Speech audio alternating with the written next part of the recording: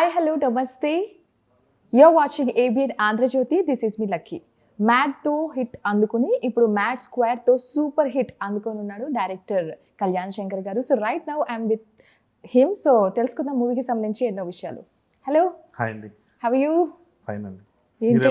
చాలా చాలా బాగున్నాడు. ఎక్సైటింగ్ గా అనిపిస్తుంది because we are all waiting for mad square. So such a huge success కదా. అసలు ఇప్పుడు పార్ట్ 2 అనగానే, అంటే సీక్వెల్ అనగానే చాలా ఎక్స్పెక్టేషన్స్ అండ్ ప్రెషర్ అండ్ చాలా వరకు ఉంటుంది కదా. So how you feeling that? అంటే లాస్ట్ టైం ఎక్కువ ప్రెషర్ ఉండండి. మనం సినిమా తీసాం కదా, ఆడియన్స్ వస్తారా లేదని. ఈసారి ఎగ్జైట్మెంట్ ఎక్కువ ఉందండి. సో ఈసారి ఆడియన్స్ రెడీగా ఉన్నారు చూడడానికి. మనం చాలా మంచి ప్రోడక్ట్ డెలివర్ చేసాం. సో కామెడీ వైజ్ అయితే మీకు డబుల్ ద మ్యాడ్నెస్ ఇచ్చేటట్టుగా ఆబ్వియస్లీ.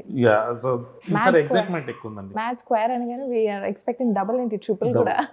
ఖచ్చితంగా అండి.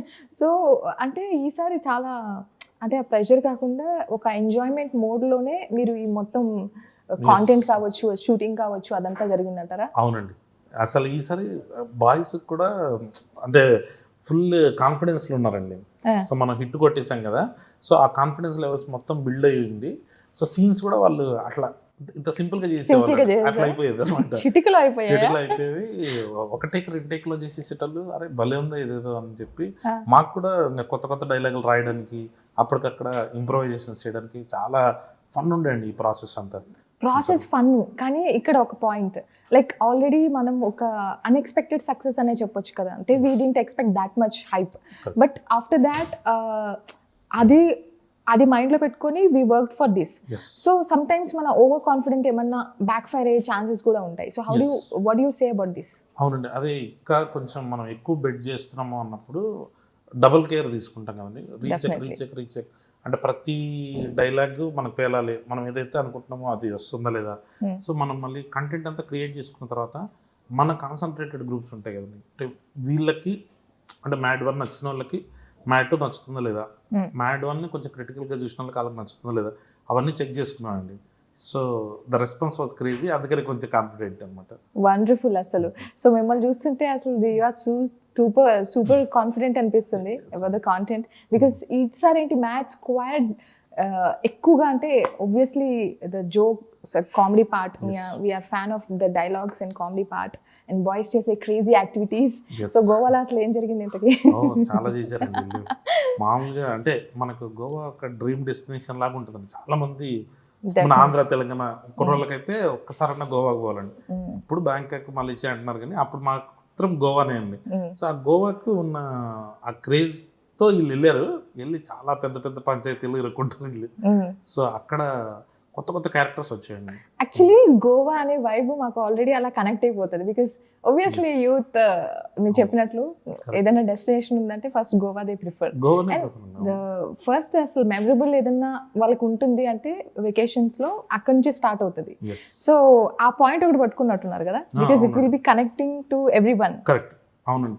ఫస్ట్ పార్ట్ కూడా అందరూ కాలేజీలో చదువుంటారు కదా, ప్రతి ఒక్కటి కాలేజ్ లైఫ్ ఉంటుంది కదా, అలాంటిది ఒకటి. సో ఈ కాలేజ్ ఫ్రెండ్స్ అంతా కలిసి ఎక్కడికి పోవాలంటే డిఫాల్ట్ గా గోవా. డిఫాల్ట్ అది అన్ఎక్స్పెక్టెడ్ గా ప్లాన్ చేసినప్పుడు it works out a lot. So have you been to Goa in your college days? College days అప్పుడు వెళ్ళలేదండి, బట్ మ్యాడ్ సక్సెస్ అయిన తర్వాత వీళ్ళని తీసుకుని వెళ్ళి సో అప్పుడే అక్కడ తీసుకెళ్ళి చెప్పే వీళ్ళకి సెకండ్ పార్ట్ ఇలా ఉండబోతుంది, అక్కడ కొన్ని సీన్స్ జరిగాయి, అవి కూడా పెట్టానండి. సో పోస్ట్ రిలీజ్ తర్వాత మీకు చెప్తాను అసలు ఏ సీన్ ఎగ్జాక్ట్ గా గోవాలో నిజంగా జరిగిందని. రామ్కి ఒక ఇన్సిడెంట్ జరిగింది, అదే ఇన్సిడెంట్ ని మనం సినిమాలో కూడా పెట్టాం అనమాట. సో అదేంటన్నది మీకు రిలీజ్ తర్వాత చెప్తాను. నాకేమనిపిస్తుంది అంటే మీ టీం మొత్తం, ఈ మ్యాచ్ స్క్వేర్ టీం అంటే బయట ఒక కెమెరా ముందు ఒకలాగా కాదు, your guys are like same equal అనిపిస్తుంది. అంతేనా? అంతేనండి. వీళ్ళకి ఫస్ట్ పార్ట్ లో కొంచెం డిస్టెన్స్ ఉండండి, రెండో పార్ట్కి వచ్చినప్పుడు నిజంగానే ఫ్రెండ్స్ అయిపోయారు వీళ్ళు. అది ఇంకా ఎక్కువ కనబడుతుంది మీకు. సో మీ కెమెరాల ముందు కానీ ఆఫ్ ద కెమెరా కూడా చాలా ఫ్రెండ్షిప్ అలాగే ఉంటుంది, నిజంగానే కొంచెం టాక్సిక్ ఫ్రెండ్షిప్ లాగానే ఉంటుంది వీళ్ళది. సో దానివల్ల మీకు ఆఫ్ ద కెమెరా సినిమాలో కూడా సో వీళ్ళ ముగ్గురిది క్రేజీ కాంబినేషన్ ఉంటుంది. సో మీ బాయ్స్ గురించి మీరే చెప్పాలి మీ మాటల్లో, బికాస్ సమ్ టైమ్స్ మనం వాళ్ళకి చెప్పిన ఒక అవుట్పుట్ వాళ్ళు డెలివర్ చేయలేకపోవచ్చు, లేదా చేసే విధానంలో కొన్ని డిఫరెన్సెస్ రావచ్చు. అలాంటి సందర్భాలు ఏమైనా జరిగాయా? అండ్ వాళ్ళ attitude on screen off screen ఎలా ఉంటుంది? ఒక్కొక్కరి గురించి ప్లీజ్. ఆన్ స్క్రీన్ సంగీత్ చాలా ఇన్నోసెంట్ క్యారెక్టరైజేషన్ కదా, అంటే పాపం ఇంగ్లీష్ రాదు వాడికి, పల్లెటూరు నుంచి వచ్చింది, ఈజీగా మోసం చేసేస్తుంటారు, తనకు అన్నీ తెలుసు అనుకుంటాడు కానీ ఏం రాదు, అది సినిమాలో. But off the screen he's very smart. అంటే ఏం చేయాలి, ఎలా చేయాలి, ఎంతలో చేయాలి అన్నది మొత్తం తెలుసు అనమాట. దానికి కంప్లీట్ ఆపోజిట్ అండి sangeet. Is very good with English. తను ఏం చేయాలనుకుంటున్నాడో లైఫ్లో చాలా క్లారిటీ ఉన్నాడు. దాంట్లో అది కాదనమాట సినిమా థియేటర్లో. సో రామ్ అట్లా అమ్మాయిలను అట్లా ఫ్లడ్ చేసేస్తాడు, ఇలాంటి క్యారెక్టరైజేషన్ ఉంటుంది. కానీ పాప రియల్ లైఫ్లో అట్లా కాదన్నాడు వాడు, చాలా చాలా ఇన్నోసెంట్ ఆడు. అండ్ ఏదైనా ఇప్పుడు మనకు మామూలుగా టీవీస్లో చెప్తున్నారు కదా, సుడిగల్ సుధీర్ గారికి ఒక ఫ్యాన్ బేస్ ఉంటుంది, ఆయన మీద అందరూ పంచులు వేస్తుంటారు, ఆయన తీసుకుంటుంటాడు. సో సేమ్ రామ్ గడ్ మా బ్యాచ్ లో అంటారు అనమాట రియల్ లైఫ్లో. వెరీ స్వీట్ గై వాడు. బట్ ఆ అమ్మాయిలతో మాట్లాడడానికి వెళ్ళినా కానీ అది చాలా రెస్పెక్టబుల్గా మంచోళ్ళలాగా అట్లా, అంటే చాలా ఇబ్బంది పడతాడు యాక్చువల్లీ. సో దానికి ఎగ్జాక్ట్ ఆపోజిట్ నితిన్ డిసిప్లిన్ అండి, చాలా డిసిప్లిన్డ్. అంటే ఎన్టీఆర్ గారి లెగసీ ఒకటి ఉంటుంది కదండి వీళ్ళకి, జూనియర్ ఎన్టీఆర్ గారి బామ్మది అంటే తను ఒక రెస్పాన్సిబుల్గా ఉండాలి కాబట్టి తను ఎప్పుడూ రెస్పాన్సిబుల్గానే ఉంటాడండి. సెట్లో ఆన్ టైం రావడం కానీ, ఏదైనా ఒక షాట్ ఉందంటే ఫస్ట్ ఇట్లా నా వైపు చూస్తాడు, మీకు ఓకేనా అంటే డైరెక్టర్ వైపు చూసి మీకు ఓకేనా అని. సో తను చాలా డిసిప్లైన్డ్ చెప్పాలంటే. సినిమాలో వచ్చినప్పుడు అంతేనండి, ఆ క్యారెక్టర్ కొంచెం అలాగే ఉంటుంది. బట్ ఈసారి కొంచెం వేరియేషన్ ఉంటుందండి. అశోక్ క్యారెక్టర్ కూడా ఫన్ చేస్తే ఎలా ఉంటుంది అన్నది చూపించాము.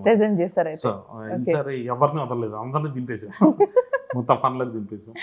ఓకే, వండర్ఫుల్ అండి. అసలు అంటే మీ ట్రూప్ మొత్తం కూడా ఒక బ్యూటిఫుల్ మెమరీస్ క్రియేట్ చేశారు అనిపిస్తుంది త్రూ దిస్ మూవీ అనిపిస్తుంది నాకైతే. ఖచ్చితంగా అండి, మాకైతే లైఫ్ లో అట్లా గుర్తుండిపోయే మెమరీస్ అన్నమాట అన్ని. ఎందుకంటే మ్యాడ్తో మనం అసలు ఎవరో కూడా తెలియదు, ఇప్పుడు మ్యాడ్ 2కి జనాలు అందరూ వెయిట్ చేస్తున్నారు అన్న రెస్పాన్స్ ఇస్తున్నప్పుడు. సో ఈ మధ్యలో ఉంటుంది చూడండి ఈ షూటింగ్ ప్రాసెస్. ఇంతకుముందు బాగుందా సీన్ అంటుండేది, దీనికి ఇప్పుడు థియేటర్లో ఎట్లా ఉంటుంది అని మాట్లాడుకోవడం స్టార్ట్ చేశారు అనమాట వీళ్ళు. సో ఆ కాన్ఫిడెన్స్ వచ్చిందండి వీళ్ళకి. అంటే ఆ స్టేజ్ నుంచి కొంచెం ఎన్హాన్స్ అయిపోయి ఇప్పుడు మామ ఇది థియేటర్లో పగిలిపోతుంది మామ అంటే వాళ్ళలో వాళ్ళు ఆ ఎనర్జీ వచ్చినప్పుడు మీకు అవుట్పుట్ కూడా అలాగే వస్తుంది.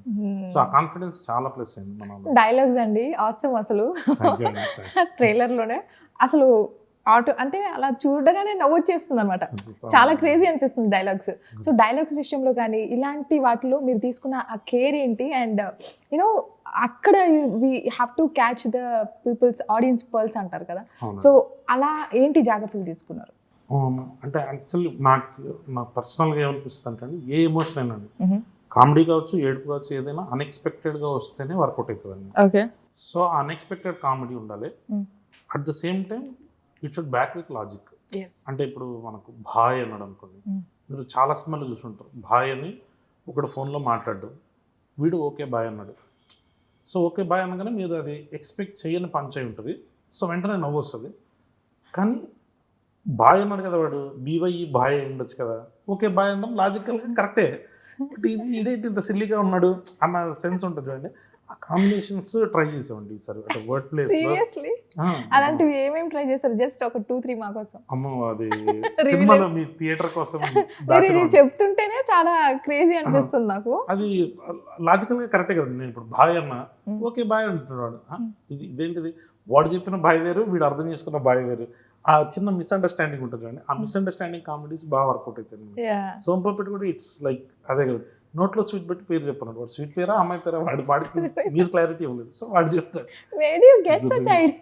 అది సో ఇలాంటివి చాలా పెట్టేవాడి. అంటే ఈసారి అన్ఎక్స్పెక్టెడ్ కామెడీ రావాలి, ఈ క్యారెక్టర్ ఇలా మాట్లాడుతుందని మీరు ఎక్స్పెక్ట్ చేసి ఉంటారు కానీ దాన్ని కొంచెం బ్రేక్ చేసి కొత్త జోక్స్ క్రియేట్ చేసాం సరే. వండర్ఫుల్. అసలు ఆ సోన్ పాపిడి డైలాగ్ అయితే అందరూ అరే ఇలా కూడా చెప్పొచ్చా అనిపించింది మాకు. దట్ థాట్ రావడం అనేది వెరీ ఇంపార్టెంట్ కదా. అసలు అలాంటి ఒక థాట్ రావాలి, ఇది వర్కౌట్ అవుతుంది అనిపించాలి కదా. అసలు మీరు కొన్ని ఆబ్వియస్లీ వీరు కాంటెంట్ చెప్పినప్పుడు కానీ డైలాగ్స్ చెప్పినప్పుడు ఇలాంటి కామెడీ ఉంటుందని వీళ్ళ రియాక్షన్ ఏ విధంగా ఉండేది? Because we are also thrilled. అసలు వీళ్ళైతే అసలు 100% అండి. మేబీ వాళ్ళ ముగ్గురికి నేనంటే చాలా ఇష్టం, లడ్డు మామ వీళ్ళు కూడా. సో నేను ఏదైనా సీన్ చెప్తున్నా కూడా వాళ్ళ ఫేస్లో ఎగ్జైట్మెంట్ తెలిసిపోతుంది. ఇది బాగుంది అంటే ఇంకా వాళ్ళు అసలు అడగరు, ఇంకేదే అడగరండి. మమ్మ ఇంకో పంచ్ యాడ్ చేద్దాం అట్లాంటిదే ఉండదు. రైటింగ్ షార్ప్గా ఉన్నది అనుకోండి, ఇంకా వాళ్ళు యాజ్ ఇట్ ఈస్గా దింపేస్తారు వాళ్ళు ఇప్పుడు. ఓకే. సో వాళ్ళు చాలా ఎగ్జైటెడ్ అండి మొత్తం. సరే రైటింగ్ ప్రాసెస్ కూడా చాలా ఫాస్ట్గా చేసాము ఇంత వీళ్ళందరికీ. ఫాస్ట్ గా ఎట్లా అండి అసలు? అంటే ఈ ప్లాట్ short కొంచెం period of time. ముందే ఉండేదండి, Mhm. ఈ ప్లాట్ ముందే ఉన్నిందండి. అంటే Okay. కుర్రోళ్ళు గోవాకి వెళ్తే ఇట్లాంటి ప్రాబ్లంలు ఇరుక్కుంటే అన్నది నా దగ్గర ఉండింది, ఓకే. బట్ అది మ్యాట్ టూ అవుతుందని ఎక్స్పెక్ట్ చేయలేదు అనమాట. ఓకే. సో దాన్ని మ్యాట్ టూగా మార్చినప్పుడు it came out really well. Wonderful. అసలు వి ఆర్ లైక్ ఎలా ఉండబోతుంది అనే క్యూరియాసిటీ అయితే ఉంది. బట్ ఒక గోవాలో ఉన్న ఎలిమెంట్ ఏముంటుందా అనే ఎక్సైట్ అంటే can we expect another part also sequel ఉంటుందా ఏంటి కాంప్లీట్లీ? అంటే నాకు చేద్దామని ఉందండి. next. అయితే కంటిన్యూషన్ ఉంటుంది ఇది. ఉంటుందండి. అంటే దీన్ని ఈ పార్ట్తో ఎండ్ చేస్తుండే. అంటే ఇట్స్ నాట్ లైక్ కేజీఎఫ్ని 1-2గా డివైడ్ చేసినట్టు కాకుండా ఇది ఫినిష్ అయిపోయిందండి. మ్యాడ్ స్టార్ట్ అయింది, కాలేజ్తో ఫినిష్ అయిపోయింది. ఓకే. మ్యాడ్ 2 ప్రాబ్లంతో స్టార్ట్ అయ్యి ఆ ప్రాబ్లం ఫినిష్ అయిపోతుంది. So mad 3 will B a new problem. So it's an real. అంటే ఇది ఇక్కడతో ఎండ్ అయ్యాక all new faces or something like that ఉంటుందా? లేదు, మన వాళ్ళకే ఇంకొక ఇన్సిడెంట్ జరుగుతుంది. ఓకే. సో ఇప్పుడు కాలేజ్ అండి, ఇంత ముందు వరకు పార్ట్ 1 కాలేజ్ అయిపోయింది. కాలేజ్లో మనం ఏదైతే క్లియర్ చేయాలో ఆ పాయింట్స్ అన్ని క్లియర్ చేసి సినిమా అయిపోయింది. ఇప్పుడు మ్యాట్ 2 స్టార్ట్ అయ్యేదే లడ్డుగడి పెళ్లితో. సో 3 ఏళ్ళ తర్వాత లడ్డుగడి పెళ్లి స్టార్ట్ అయింది. 3 ఫ్రెండ్స్ వచ్చారు ఆ పెళ్లికి. అక్కడ ఏం గోల చేశారు, ఎంత హడావిడి చేశారు. సో దీనివల్ల ఒక ప్రాబ్లం వచ్చిందండి. So mad 3 will be something ఇంకొక కొత్త ప్రాబ్లంతో స్టార్ట్ అవుతుంది. సో మీ నుండి ఇలాంటి జోన్రాని ఎక్స్పెక్ట్ చేయొచ్చా, లేకపోతే? I want to do other films అండి, బట్ మ్యాడ్ ఈజ్ ఎగ్జైటింగ్ కాబట్టి రైట్ నౌ మ్యాడ్ 2 అయిపోయిన తర్వాత ఇంకొక సినిమా చేస్తున్నాను అండి, వేరే సినిమా. ఏంటిది అది? ఏ జోన్రా ఉండొచ్చు? అది సూపర్ హీరో ఫిల్మ్ అండి. ఓకే. అది అయిన తర్వాత మళ్ళీ మ్యాడ్ 3 చేద్దాం. సో ఒక సినిమా, అది ఒక సినిమా. మోస్ట్లీ మీ లైక్స్ ఏంటి? అంటే దేని మీద మీరు బాగా, ఏ జోనర్ ఆఫ్ మూవీస్ ని బాగా లైక్ చేస్తుంటారు? నేను యాక్చువల్లీ ఏదున్నా కానీ ఇంటెన్స్ ఫిల్మ్స్ ఉండాలండి. అంటే కామెడీ చేసాం అనుకోండి, ఇంకా మొత్తం 100% దాంట్లో ఇచ్చేసేయాలి. కామెడీలో అంత ఇంటెన్స్గా ఉండాలి. యాక్షన్ ఫిల్మ్స్ కూడా చూస్తానండి నేను. నాకు యాక్షన్ కూడా చాలా ఇష్టం. ఓకే. అంటే మోస్ట్లీ ఫేవరెట్ ఫిల్మ్స్ అని రాజ్ కుమార్ ఇరానీ గారి జోన్ ఉంటుంది కదండి, ఆ జోన్ అంటే చాలా ఇష్టం. అంటే ఒక మంచి పాయింట్ తీసుకోవాలి, దాన్ని కామెడీగా చెప్పాలి. ఓకే. సో లైక్ మున్నాబా ఎంబీబీఎస్, అది శంకర్దాద ఎంబీబీఎస్ టైప్ ఫిల్మ్స్ అంటే చాలా ఇష్టం. Life is easy, take it easy అన్నట్టు మీద ఆ ప్రాసెస్ అని అర్థమవుతుంది. సో సేమ్ మేనర్ మీద మీకు అంటే సెకండ్ టైం యూర్ వర్కింగ్ ఎట్లా అనిపిస్తుంది? ఇది అసలు వాళ్ళంతా నాకు ఫ్యామిలీ టైప్ అట్టు. వంశీ గారు కానీ, చిన్నబాబు గారు కానీ, సో నవీన్ వీళ్ళంతా ఇంకా పార్ట్ ఆఫ్ మై లైఫ్ ఇప్పుడు అంటే రైట్ నో. సో మనం ఏదైనా చేయాలి అని అనుకుంటే వాళ్ళ దగ్గర నుంచి వచ్చే సపోర్ట్ కానీ, కళ్యాణ్ కూడా చేసేస్తాలే అన్న జోన్లో ఉంటారు అనమాట వాళ్ళు. సో అది మనకు చాలా బూస్ట్ ఇస్తుందండి మనం ఏదైనా చేయడానికి, కొత్తది ఏదైనా ట్రై చేయడానికి. సో బ్యానర్ వైజ్ అయితే అసలు 100%, అంటే నేను వర్క్ చేసింది ఇదే కాబట్టి this is the best banner. నాకైతే బయటికి పోవాలన్న ఆలోచన ప్రస్తుతానికి. అసలు హ్యాపీగా ఉందండి. వండర్ఫుల్. అంటే మీరు ఒకసారి అంటే ఈ కాంటెంట్ ప్రెజెంట్ చేసినప్పుడు, ఎక్స్ప్లెయిన్ చేసినప్పుడు any suggestions you got or any corrections you did? Definitely అండి. ఓకే. మన చిన్నబాబు సార్ ఫస్ట్ నుంచి ఫాలో అవుతుంటారండి సినిమాని. సార్ నాకు ఇలా ఒక ఐడియా అనిపిస్తుంది, ఆ ఐడియా ఈజ్ ఎగ్జైటింగ్, ఇలా చేస్తే ఎలా ఉంటుంది అని వాళ్ళు అడుగుతారండి. వాళ్ళకున్న ప్రాబ్లమ్స్ అన్నీ చెప్తారు క్లియర్గా. అది చెప్పడం అంటే they are very good critics. అంటే ఊరికే బాగాలేదు, ఎందుకు ఇది వేస్ట్ అని అంటారు అనమాట. డైరెక్టర్ ఎందుకు రాసిండు ఇది అని అర్థం చేసుకుని, నువ్వు రాసింది నాకు అర్థమవుతుంది కానీ ఇదొక్క పార్ట్ మిస్ అవుతుంది అన్నది వాళ్ళు అడుగుతారండి. So that question will give the answer. First question పట్టుకోవడమే కష్టం అండి. నాకు నచ్చలేదు అంటారు చాలామంది. ఎందుకు నచ్చలేదు అని అడగండి, వాళ్ళు ఎగ్జాక్ట్గా చెప్పలేరు, వీళ్ళు చెప్పగలుగుతారు. చిన్నబాబు సార్ కానీ. సో గుడ్ క్రిటిక్స్ అంటే ఇట్లా definite I really don't know what. అంటే కొంతమంది ఉంటారండి, ఏం లేదు స్క్రాప్ వేస్ట్ అంటారండి. వాళ్ళ దగ్గర పాప రీజన్ కూడా ఉండదు. గుడ్ క్రిటిక్స్ ఎలా ఉంటారంటే దీన్ని బెటర్ చేయడానికి ఏం కావాలో అది చెప్తారండి. ఓకే. అంటే మనం డిస్కరేజ్ చేసేసి దాన్ని ఆపేయడానికి కాకుండా, వీడిది చేస్తున్నాడు అంటే దాన్ని క్రిటిసైజ్ చేస్తారు in a good way with good intention. Okay. So అట్లా ఆ రకంగా వీళ్ళు గుడ్ క్రిటిక్స్ అండి. అంటే చాలా మంది ఎలా ఉంటారంటే ఏం వర్కౌట్ అవుతుంది, ఇది వేస్ట్ అని. సో వాడు సగం సినిమా వీళ్ళు ఉంటాడు, బాగాలేదంటాడు, సగం సినిమా చూసేసి బాగాలేదని చెప్తుంటారు చాలామంది.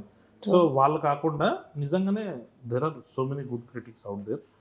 నాకు పర్సనల్గా కథ రాసేటప్పుడు వీళ్ళే కదండి, మా ప్రొడ్యూసర్స్, మా ఎడిటర్. సో వీళ్ళు ఇంపార్టెంట్ నాకు. సో వాళ్ళని ఎగ్జైట్ చేయడం మెయిన్ ప్రయారిటీ నాకు. వాళ్ళు ఎగ్జైట్ అయ్యారంటే ఇంకా నాకు ఇంకా ధైర్యంగా షూట్కి వెళ్ళిపోతారు. వండర్ఫుల్ అండి.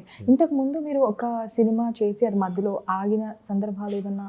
లేదండి, అంటే యాక్చువల్లీ అనౌన్స్మెంట్ వచ్చిందండి ఒకటి నాది, అనగనగా ఒక రాజు అని, నవీన్ పొలిశెట్టితో. But he was busy with Mr Shetty, Mrs Polishetty. ఆ టైంలోనే నేను మ్యాడ్ స్టార్ట్ చేశాను, సేమ్ బ్యానర్ అండి ఇక్కడే. సో అది టైం పడుతుంది కాబట్టి ఇది స్టార్ట్ చేశా, అది వచ్చేలోపు మ్యాడ్ 2 కూడా చేసేసాను అనమాట. అదే అంటే ఎందుకు ఏం డిస్టర్బెన్స్ వచ్చింది అంటే అది మళ్ళీ అక్కడే ఆగిపోయినట్టుంది, దాంట్లోనే మీరు 2 సినిమాలు చేసేసి గ్యాప్ లో? అవునండి, అంటే నవీన్ ఒక్కసారి ఒక సినిమానే చేస్తాను అన్నాను. అప్పటికే నేను 3 years వెయిట్ చేస్తుండే. సో కొంచెం డిలే అవుతుంది, ఐడియా ఉందండి రెడీగా నా దగ్గర మ్యాడ్. సో ఐడియా చెప్పాను. సో తను మిస్టర్ శెట్టి, మిసెస్ పొలిశెట్టి చేసుకుని రావడానికి టైం పడుతుందిలే, సో మనం స్టార్ట్ చేద్దామని స్టార్ట్ చేశాను. సో తనది సినిమా అయిపోయింది, ఈలోపు మాది మ్యాడ్ అయిపోయింది, మ్యాడ్ 2 కూడా వచ్చేసింది. సో తను రైట్ అది కూడా స్టార్ట్ అయిందండి, అనగనగా ఒక రాజు కూడా షూట్ స్టార్ట్ అయింది with a new director. Okay, so ఈ ఇంత టూ మచ్ ఆఫ్ కామెడీలో ఏమైనా లవ్ స్టోరీ ఎక్స్పెక్ట్ చేయొచ్చాము?